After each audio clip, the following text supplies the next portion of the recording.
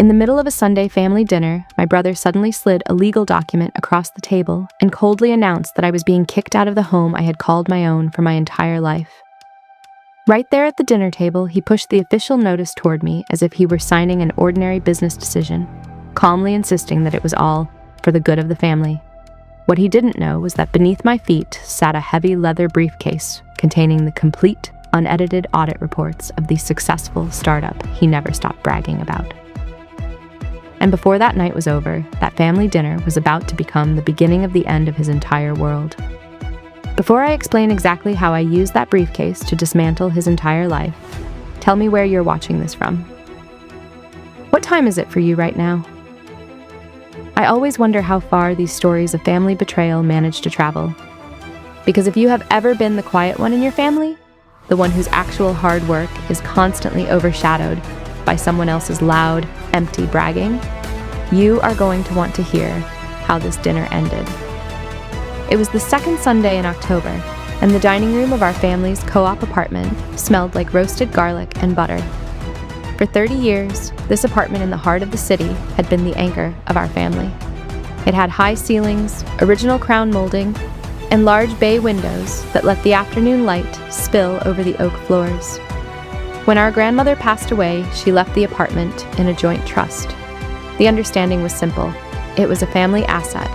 But since I was the one who had spent the last 4 years actually taking care of her while she was sick, I was allowed to live there and maintain it. I was 36, a freelance fashion designer. I didn't own a massive company, but I ran a quiet, highly profitable boutique label. I designed sustainable capsule wardrobes for private clients. I paid my taxes, I funded my own retirement, and I covered all the maintenance fees for the co-op. I lived simply, wearing my own tailored linen shirts and unbranded trousers.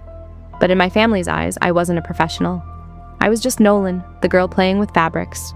I was the one with the cute little sewing hobby. My brother Vance, on the other hand, was the golden child. Vance wore Italian wool suits that cost more than a reliable used car.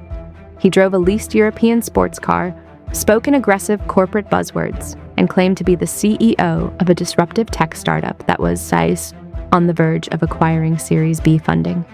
My mother worshipped him. My aunts and uncles quoted his LinkedIn posts like they were reading scripture. So, when Vance walked into Sunday dinner, flanked by a man in a gray suit holding a sleek silver tablet, nobody questioned it. My mother had just set the roast down in the center of the table when Vance cleared his throat. He didn't even wait for us to sit down. "Family," Vance started, placing his hands flat on the edge of the dining table. He put on his best deeply concerned face, the one he usually reserved for talking to investors. "I've asked Mr. Sterling to join us tonight because we have some difficult family business to discuss, and I believe in full transparency." Mr. Sterling, the lawyer, looked extremely uncomfortable. He adjusted his tie, refusing to make eye contact with anyone but the wall clock behind my head. "As you all know," Vance continued, his voice dripping with manufactured sympathy, "Nolan has been struggling. Her little clothing business isn't exactly paying the bills, and the maintenance costs on this co-op are simply too high for someone without a steady, real income. I've been quietly covering the gaps for months to protect our grandmother's legacy, but my company is expanding, and I can no longer carry her financial deadweight." The sheer audacity of the lie was almost breathtaking. He had not contributed a single dollar to the co-op's maintenance in 5 years, but he didn't stop there. "To protect the family trust," Vance said smoothly, "I have made the executive decision to dissolve the joint tenancy. We are going to sell the apartment. I have already secured a cash buyer. Unfortunately, that means Nolan will need to vacate the premises." He nodded at Mr. Sterling. The lawyer stepped forward, pulling a crisp white envelope from his jacket and placed it directly on my porcelain dinner plate. "You have 30 days to vacate, Ms. Miller," the lawyer said, his voice completely devoid of emotion. "The legal filings have already been initiated." The room descended into a suffocating, terrifying silence. My mother stood frozen with the carving knife still in her hand.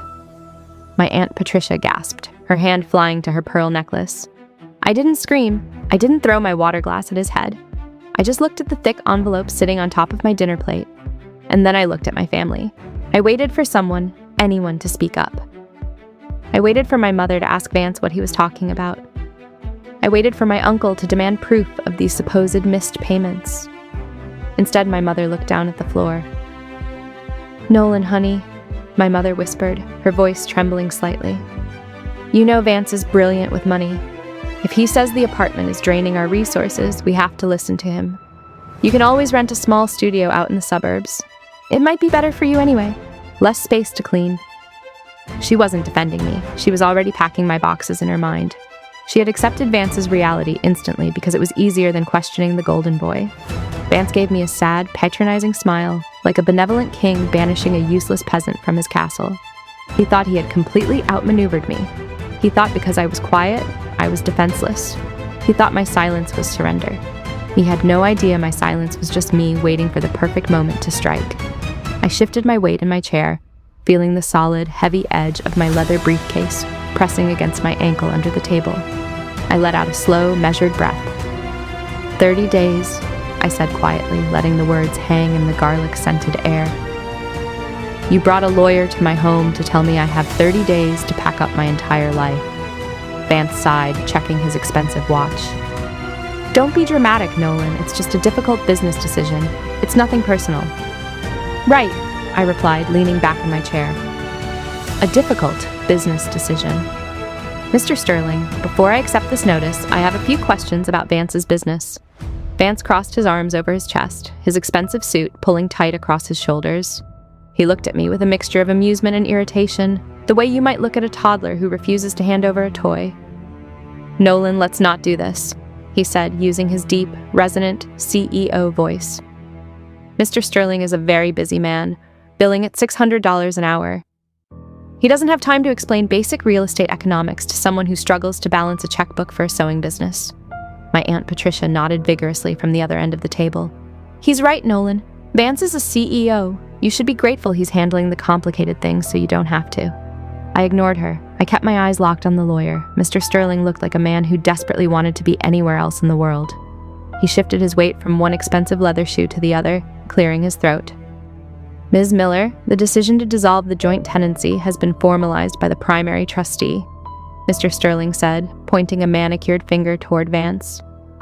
Since your brother claims the majority financial responsibility for the trust's maintenance, the court will heavily favor his motion to sell. Fighting this would only drain what little resources you have. And what exactly did Vance tell you about my resources? I asked, my voice remaining unnervingly calm. That you are functionally unemployed, Mr. Sterling recited, pulling a small notebook from his pocket. That you have generated zero taxable income in the last 2 quarters, and that you currently have over $40,000 in unsecured credit card debt. My mother gasped again, pressing a napkin to her mouth. 40,000? Oh, Nolan! Why didn't you tell us you were drowning? You should have asked your brother for a loan instead of just sitting here waiting for the bank to take our family home. I looked at my mother. The sheer tragedy of her reaction would have been comical if it wasn't so deeply painful. She didn't ask for proof. She didn't ask to see my bank statements. Vance had painted a picture of me as a pathetic, failing artist, and my family had bought the canvas, the frame, and the lighting to display it. I had been the one making the property tax payments. I had been the one negotiating with the building super when the boiler broke. I had been the one writing the checks for the monthly co-op fees. Vance hadn't even visited our grandmother in her final 6 months because he was too busy networking in Silicon Valley. Yet here he was, standing in her dining room, claiming he was the savior of her legacy. He wanted to sell the apartment. Not because it was a drain on his finances. He wanted to sell it because he needed a massive injection of cash, fast, and I knew exactly why. I reached down and picked up the heavy leather briefcase resting by my feet. I placed it onto the dining table, right next to the gravy boat and the roasted carrots. The metal clasps made a sharp, heavy clack against the wood. You see, Mr. Sterling, I said, popping the brass locks open. My brother is an exceptional storyteller. He has spent his entire life crafting a very specific narrative about his success. But I don't work with stories. I work with patterns. Patterns. In fashion, if a pattern is off by even 1/4 of an inch, the entire garment falls apart. You just have to know where to look for the frayed edges. Vance let out a sharp, dismissive laugh. What are you doing, Nolan? We are not talking about sewing. We are talking about real estate. Actually, Vance, I said, pulling out a sleek silver iPad and a small, portable wireless projector. We are talking about fraud. The word hit the room like a physical blow. Vance's patronizing smile vanished instantly. His jaw tightened and he took a half step forward. "Watch your mouth," he snapped, the polished CEO facade slipping just a fraction to reveal the panic underneath. I didn't watch my mouth. I watched the blank white wall of the dining room. I tapped a few buttons on the iPad, and a moment later, the portable projector cast a bright, crisp rectangle of light onto the wall, right above the antique sideboard where my grandmother used to keep her fine china. "You brought a lawyer to a family dinner to prove a point," I said, not looking at Vance, but looking at my mother.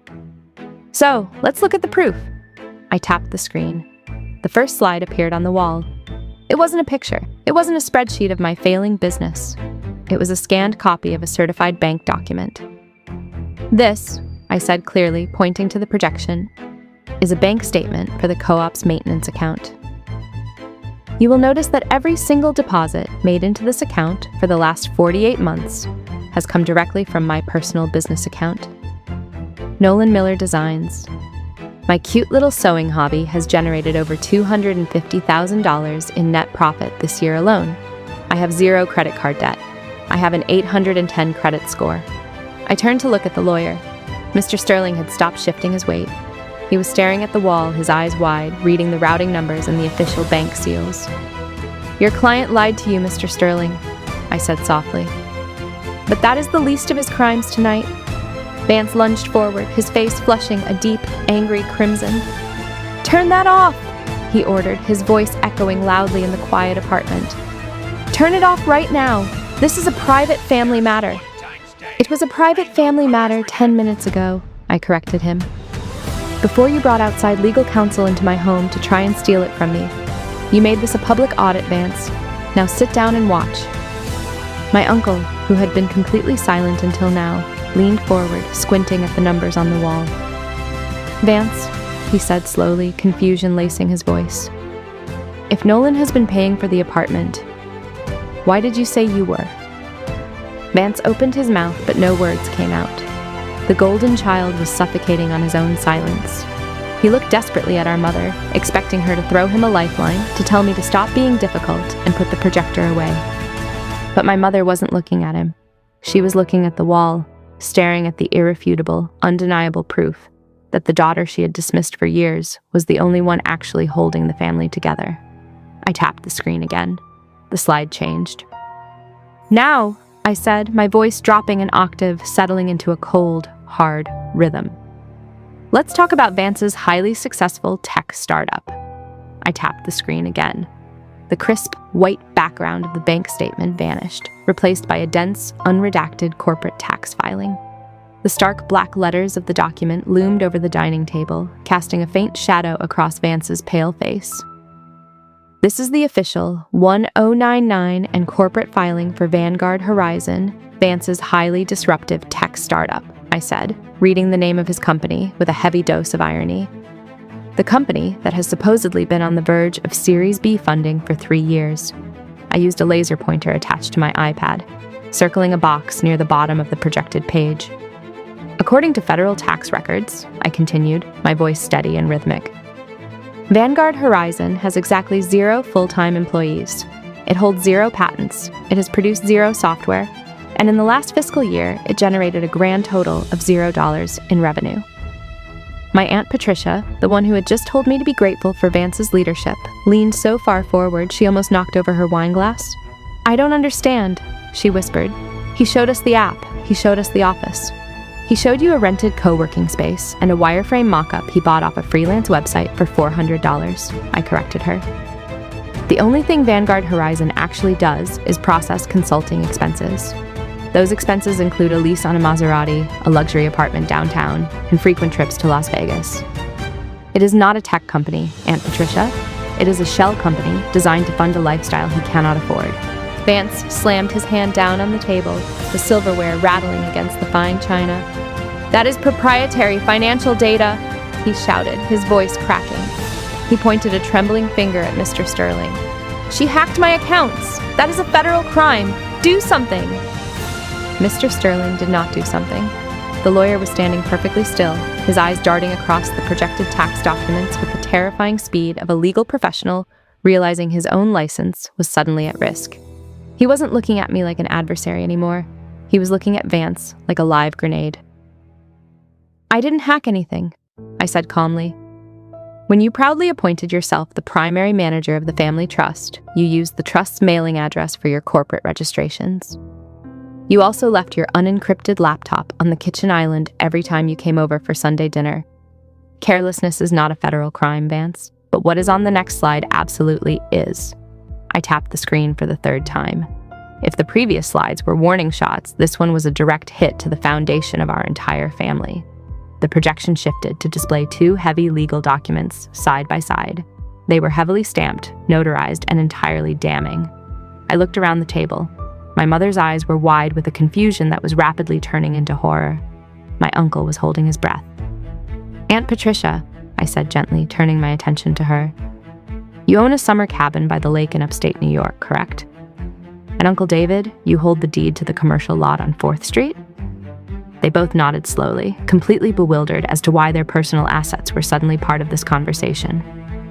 "When our grandmother died," I explained, "she named Vance as the primary executor of the overarching family trust, which technically holds the umbrella deeds to those properties. It was supposed to be a formality, a way to keep the taxes streamlined." I pointed the laser at the first document on the left. "This is a commercial lien. 3 months ago, Vance used his executive authority over the trust to secretly leverage Aunt Patricia's cabin as collateral for a high-interest business loan of $150,000. Aunt Patricia let out a sound that was half gasp, half sob. Her hand flew to her chest. "My cabin? The one my father built?" "Yes," I said softly, before moving the laser pointer to the document on the right. "And this is a second mortgage taken out against Uncle David's commercial lot, $200,000. Both loans were funneled directly into Vanguard Horizon to pay off angry private investors who had realized they were funding a ghost company." Chaos erupted. Uncle David stood up so fast his chair tipped over backwards and crashed onto the hardwood floor. "You mortgaged my property!" he roared, his face turning a dangerous shade of purple. "You stole from us, from your own family?" Vance stood up, raising both hands in a desperate, frantic gesture of surrender. "It was a bridge loan, just a temporary bridge loan. The market shifted, and I needed liquidity to keep the investors calm. I was going to pay it back as soon as the next funding round closed." "There is no next funding round," I raised my voice, cutting through his pathetic excuses. The room instantly quieted down, all eyes snapping back to me. "There are no investors left," I said, my voice dropping back to that icy, terrifying calm. "The money is gone. He burned through $350,000 in less than 90 days, and the lenders are calling in the debts. If he doesn't pay them by the end of the month, the bank will seize the lake cabin and the commercial lot." My mother was weeping openly now, burying her face in her napkin. The golden child illusion had not just cracked, it had shattered into a million irreparable pieces. I tapped the screen one final time. The 4th slide appeared. "Which brings us to tonight," I said. The slide showed the real estate contract Vance had brought with him, along with a background check on the supposed cash buyer. "Vance didn't come here to evict me because I was a financial burden," I explained, looking directly at the lawyer. "He came here to evict me so he could force a rapid sale of this co-op, the last unencumbered asset in the family trust. The cash buyer he secured is an LLC registered in the Cayman Islands, owned by his former college roommate. He was going to sell this apartment for pennies on the dollar, pocket the cash, and flee the state before the banks foreclosed on the rest of the family." I turned the projector off. The sudden darkness in the room felt heavier than the light. I looked at Mr. Sterling. The lawyer was pale, his briefcase already halfway zipped up. "Mr. Sterling," I said quietly, "are you aware that by facilitating the sale of this co-op under false pretenses, while hiding active liens on the overarching trust, you are participating in a coordinated effort to defraud multiple financial institutions?" Mr. Sterling didn't look at Vance. He didn't look at my mother. He looked at me, gave a sharp, professional nod, and dropped the white envelope containing my eviction notice straight into the dining room trash can. "I am formally withdrawing my representation of Mr. Miller," the lawyer announced to the room, his voice shaking with suppressed rage. "Effective immediately." Mr. Sterling didn't just walk out of the apartment, he practically sprinted. The heavy oak front door slammed shut behind him, and the sound echoed through the dining room like a judge's gavel finalizing a sentence. Vance stood perfectly still at the head of the table, his hand half reached out toward the empty hallway. The arrogant, untouchable CEO was gone. In his place was just a terrified, desperate man who had finally run out of other people's money to spend. Uncle David was the first to break the silence. He didn't yell anymore. The explosive anger had settled into something much colder and far more dangerous. He walked slowly around the table until he was standing inches away from Vance. "You have exactly 24 hours, Uncle David said, his voice dropping to a low, lethal whisper.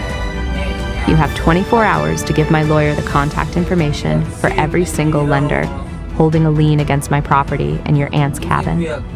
If I don't have that information by tomorrow night, my next call won't be to a civil attorney.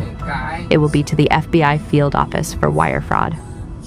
"Uncle David, please," Vance stammered, his polished vocabulary completely abandoning him. "I can fix this. I just need a little time. If the family just pools together to cover the interest." "Get out!" Aunt Patricia interrupted. Her voice was shaking, her face stained with tears, but her eyes were like flint. "Get out of this house before I call the police myself." Vance looked around the room, searching for a single sympathetic face. His eyes finally landed on our mother. She was still sitting at the table, her hands trembling in her lap. For 36 years, she had been his ultimate safety net. She had excused his mistakes, funded his ego, and demanded that the rest of the family bow to his potential. "Mom," Vance pleaded, taking a step toward her. Tell them I was just trying to build something for all of us." My mother looked up at him. I had never seen her look so old. The illusion of her golden child had been brutally, surgically stripped away, leaving only a thief who had been willing to leave his own family homeless to save his pride. But old habits die incredibly hard. She swallowed heavily, avoiding Vance's gaze, and turned her tear-filled eyes toward me instead. "Nolan," she whispered, her voice cracking. You have money now. You just proved it. You said your business makes hundreds of thousands. Can't you just pay off the bridge loans to save your aunt and uncle? He's your brother. We are family." I stared at her. Even now, standing in the wreckage of his lies, she was instinctively trying to hand me the broom to sweep it up. She wanted me to pay for the privilege of being the daughter she had ignored. I reached out and quietly closed my iPad. The projection on the wall vanished, plunging the antique sideboard back into its normal, quiet shadows. "You told me I had a cute little sewing hobby, Mom," I said, my voice gentle but entirely devoid of warmth. "I'm afraid my hobby doesn't cover federal fraud." Vance's face twisted into an ugly, bitter sneer. "You destroyed this family," he hissed at me, the last of his charm evaporating into pure venom. "You planned this. You wanted to ruin me." "No, Vance," I replied, snapping the brass locks of my briefcase shut. "I didn't ruin you. I just turned on the lights. You ruined yourself in the dark." Without another word, Uncle David grabbed Vance by the arm of his $2,000 Italian suit and physically marched him out the front door. The aftermath of that Sunday dinner did not wrap up neatly in a week. Real life doesn't work that way, but the shift in power was permanent. Uncle David and Aunt Patricia hired forensic accountants the very next morning. They legally stripped Vance of his executive power over the trust. To save the properties from foreclosure, we had to make a collective decision. I used a portion of my business profits to buy out the overarching trust, officially taking full ownership of the co-op apartment and providing the cash needed to clear the liens on my aunt and uncle's properties. As for Vance, the collapse was absolute. When the news of the fraudulent liens hit, his remaining private investors filed massive civil suits. His luxury apartment was seized. His leased Maserati was repossessed in the parking lot of a budget grocery store. Last I heard, he was living in a cheap motel on the outskirts of the city, facing multiple investigations for corporate fraud. My mother moved into a smaller apartment in the suburbs. She tries to call me on holidays, but our conversations are brief. The trust is gone, and so is the golden pedestal she built for him. I still live in the co-op. I didn't change much except the dining room. I pushed the large table against the wall, right where the projector had once cast the truth, and turned it into a cutting station for my fabrics. Sometimes when the afternoon light spills over the oak floors, I stand there drafting new patterns, listening to the absolute, beautiful quiet of a home that truly belongs to me.